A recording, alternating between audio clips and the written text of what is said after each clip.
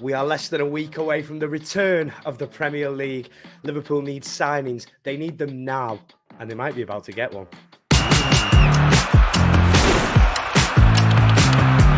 Hello again. God, it has been a very long time. I always knew that the end of July and early August, it'd put a bit of a fork in the road, including the Skeggs Rush wedding. It's a beautiful day. I'll put a couple of pictures in now, and it was a fantastic day had by all. And lastly, before we go into the absolute car crash at Liverpool at the minute, I mentioned a little while back that I was going to do something. So take a little look at this.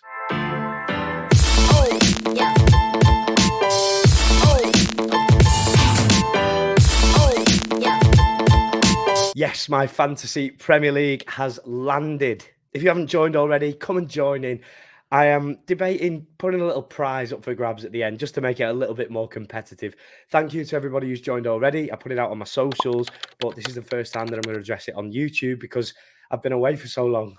So if you haven't joined, get that code typed in and come and join my league and inevitably finish above me. Well then, here we are. I've been away for so long that everything seemed rosy when I stopped doing YouTube for a little bit. When I took my little break, everything was pretty good. We'd signed two incredible midfielders. We hadn't lost the midfielders that we had, and things seemed really positive. John Henderson gone, Fabinho gone. You'd like to have thought that we'd replaced them by now in this big summer rebuild. Yeah? No. Not yet, anyway. We seem to be on the brink of a breakthrough with Romeo Lavia. This saga, who would have thought that this would have been one of the longest running sagas of the summer? Definitely not me. I thought this would be a pretty straightforward deal with a relegated club after a young prospect that we really want to sign. I thought it would be pretty simple. Liverpool are desperate. The money needs to be paid. Saints aren't budging. We don't really have much choice. Do you know what? It's really annoyed me actually how this summer's gone, this entire window, to be honest. Regarding Lavia, especially, because I genuinely think he's absolutely unbelievable, a great talent and a really exciting signing. The problem is we've left it so long now and so late. We haven't really got many other options or alternatives out there. We have to pay this money. The saga's gone a bit sour. 4 bids. Do you know what I mean? The problem, though, is we still look short. And we shouldn't look short. You know, this should have been the summer where we really, really replenished that midfield, especially with 2 players going that I don't think anybody expected to go. And the problem is for Lavia, should he come, which I hope to God he does come, we can't really be expecting prime Fabinho performances from a 19-year-old who's presumably going to play quite a lot of football next year if he joins. I know we have Stefan Bajcetic, of course we do, and he's fantastic as well. And hopefully they can share the load between them and have 2 really good breakthrough Premier League seasons next year. But the age of both of them, you know, it does cause concern, doesn't it? The market is looking bleaker and bleaker, and I think that's only our own fault. It's no fault other than our own. Agate was out there before he went to PSG. Manu Kone is still out there, but hasn't been spoken about since those early links right at the start of the summer.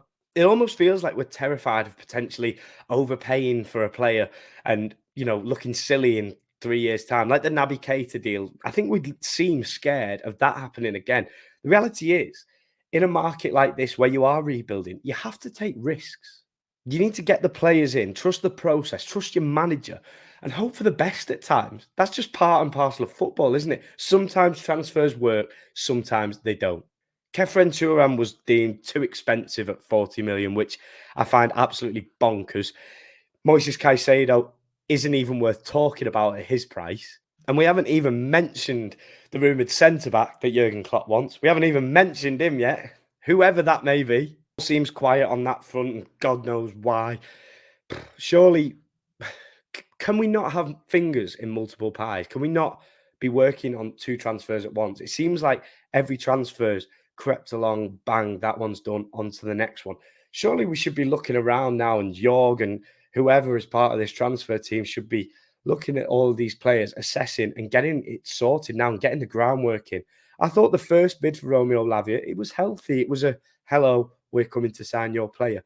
But 4 bids later, you know, it just seems a little bit unprofessional, should I say.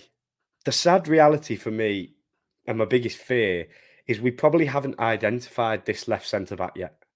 We probably don't know who it is that we want. I also really, really worry that we won't by the end of the transfer window. Things just seem really disjointed and up in the air at the minute, don't they? Hopefully, by the time this video is out there to you lot, there will be an update by somebody today on Romeo Lavia. Hopefully, it's by one of the big boys, the Paul Joyces, the David Ornsteins. You know, that's the dream. And then hopefully we can move on to the, in my opinion, two players that we need in the next couple of weeks to get Liverpool back on track and fighting again in this Premier League. Because let's be honest, we all want another memorable season. We don't want one like last year again. I'm not quite sure we can afford one like last season again. And in that case, to make everybody happy, we need to be fighting on all fronts with a very healthy, replenished squad. Let me know your thoughts, Reds. Are there any names that are floating around that we should be having a look at? Somebody that you really want to come to Liverpool, you haven't seen rumoured yet? Let me know in that comments box below. Thank you so much for tuning in after such a big layoff. I can only apologise. I'm so ready for this new season. I've got loads of ideas planned for collaborations, things like that. I just want to make this more and more exciting, and I'm ready to jump straight back on the horse now. So thank you so much for tuning in again. Sorry it's been so long. If you're new, please subscribe, hit that subscribe button. Thank you so much for watching the video. I will see you very soon. Thanks a lot.